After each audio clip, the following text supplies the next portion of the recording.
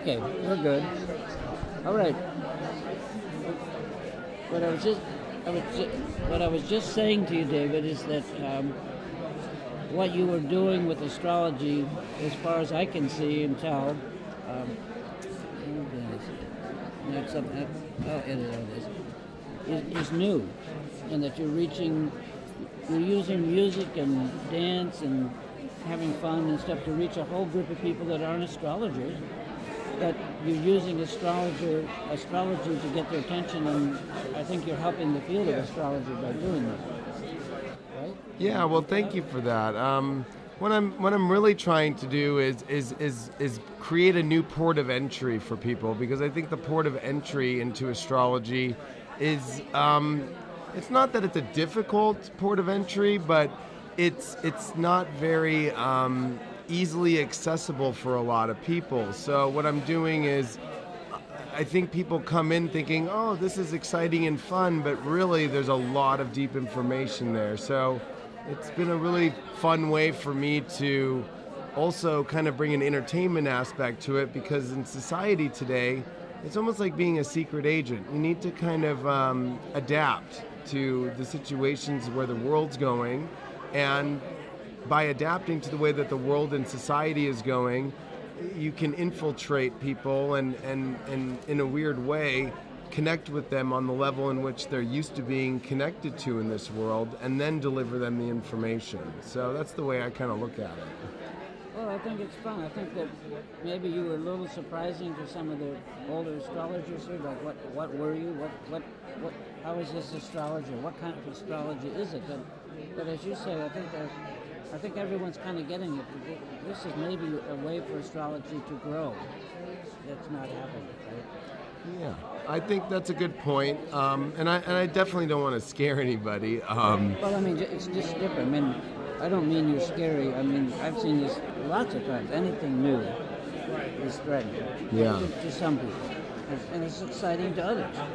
Yeah, I think what it is it's such a new media-based internet, social media world. And so it requires a lot of presence, and it's a big responsibility actually to step up and create lots of content. It's a content-based world, and in astrology, as we know, it's very difficult to create a lot of content. But when you have video, it's a little bit easier, because especially if you get comfortable on camera and you have the equipment and you're comfortable with some sort of cadence or routine like I've created and dedication, it comes across easy for me. But for a lot of people, that's kind of a scary place. It is a scary place. So what's next for you? Not only where are you going next, but how do you want to develop what you're doing? What's next really is, of course, trying to bring astrology to more of an understanding across the world, which I think every astrologer in some way has always kind of had this quest. Maybe it's like the Holy Grail, and maybe it's not attainable.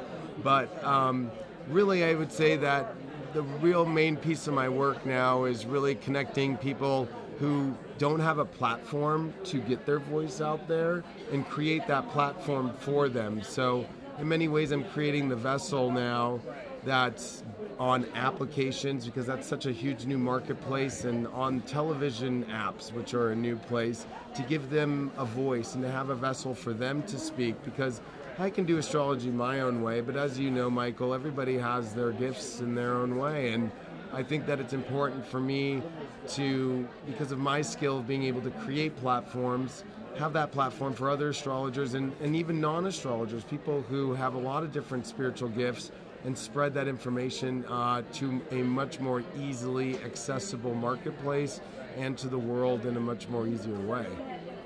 Well, I think that's so, and you're having fun.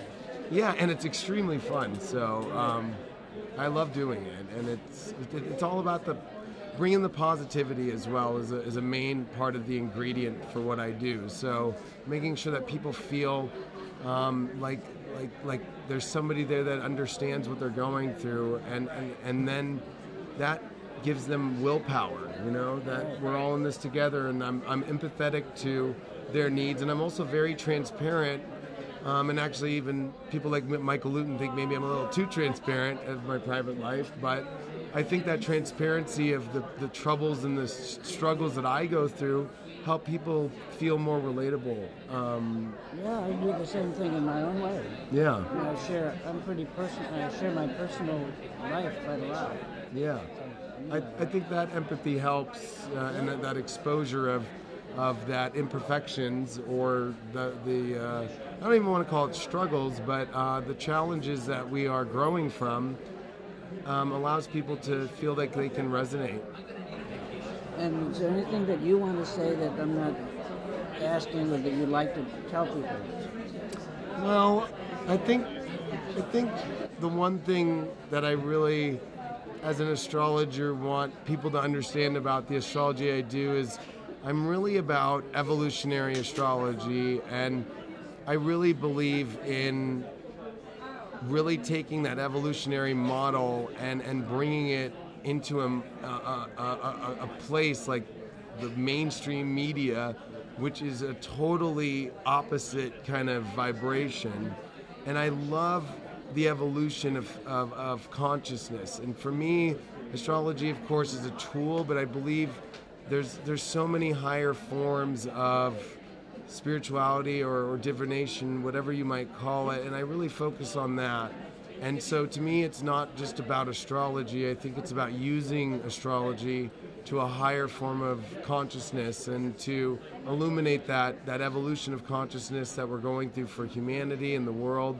And so I don't really get stuck on astrology, if that makes sense. I use it as a tool to brighten up the conscious, picture of myself, but mainly the world, and that's my main work, is not really getting too caught up in the too much technical stuff, but really using it to be a mere reflection of the conscious awareness of the world and where it can go, and to help people guide them into raising higher in their life and in their soul.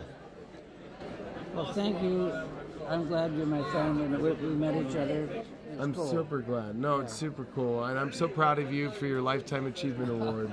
It's beautiful. And I meant everything I said in my interview with you, how much I do love and care about you and how sincere you are. And I think I've told people around the conference, and I want to say this before we go here, is that I think you are the gem in the astrology community. And I think it's quite an honor to be able to know you and to be friends with you and to have shared time with you.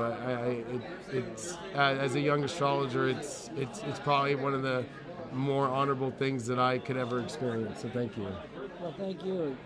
You're like a comet that's come into our sphere. That's cool. Yeah. All right? Yeah. Thank you, If I Michael. don't see you, then I'll just be in touch. Yeah. I'm going to slowly pack up. I have to see what other people want. Yep. I got to stop this soon. Alrighty. Yeah. Okay. Thanks, Michael. Okay, be cool. Thanks. Congratulations again, and thank you. And if I don't see you, travel safe back home. Same to you guys.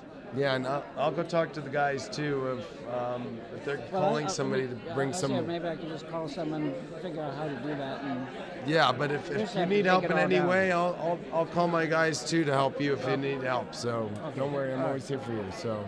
Okay.